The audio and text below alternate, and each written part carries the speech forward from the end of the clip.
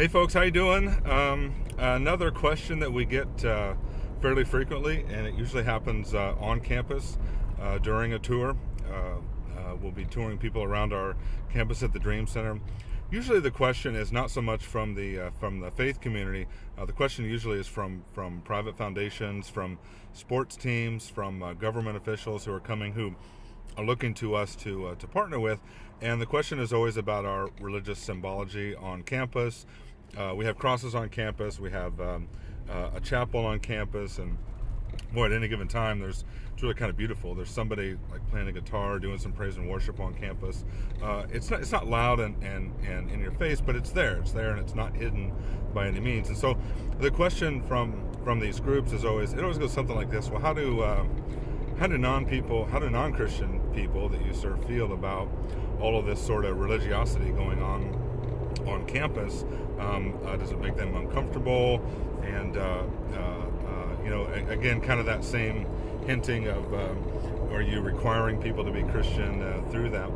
And so our answer to that typically is something like this. I'll say that our intent, our heart is not to make people feel uncomfortable or to while they're in a state of healing. Our heart is never to make them feel like something is being forced upon them in that nature. But I'll always use one of a couple different examples. And so for some audiences, what I'll say is, there's a hospital here in town, and Dream Center is very much like a hospital, and so this resonates with their mind. I'll say, there's a hospital in town called Dignity Health Hospital, and it is an openly Catholic hospital. The building has a big cross on the top of the building, and I'll say, you walk in.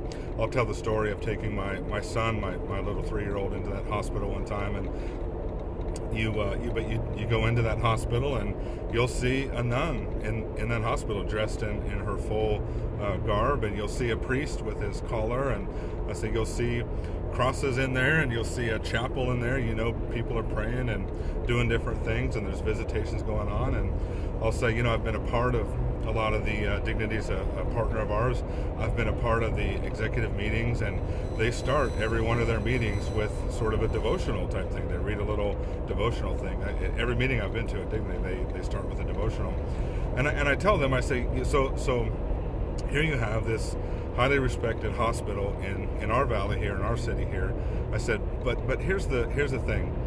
Nobody walking through the doors of that hospital are going to be turned away because they don't talk to the nun or the priest, or that they don't go into the little chapel on the side there. Nobody's going to be turned away for that. People are still going to be helped. I'm not Catholic, but me going in there as a non-Catholic, I didn't feel for a minute that I wasn't going to be served in that hospital.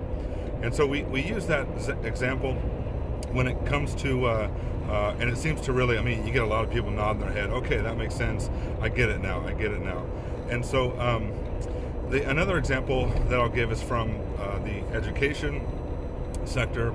And Grand Canyon University is an overtly Christian campus down here in Phoenix. All of the billboards, they're all over the place, all over the freeway here even. Everything says Christian University, Christian campus.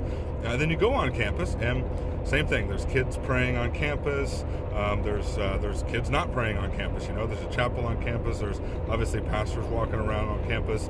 And so I'll share with people that you can go to Grand Canyon University as a non-Christian and still get an amazing education. You can. You don't have to go to all the different religious things that are happening on campus. And so I'll use those two examples as examples of other institutions that are highly successful, that are doing exactly what we're doing, and are very successful at it, and this is the key, their clientele, their students, their patients, they don't ever feel overtly oppressed to be Christian or to adopt something. So I hope those two examples can help you if that question ever comes up on your campus. God bless you. Bye-bye.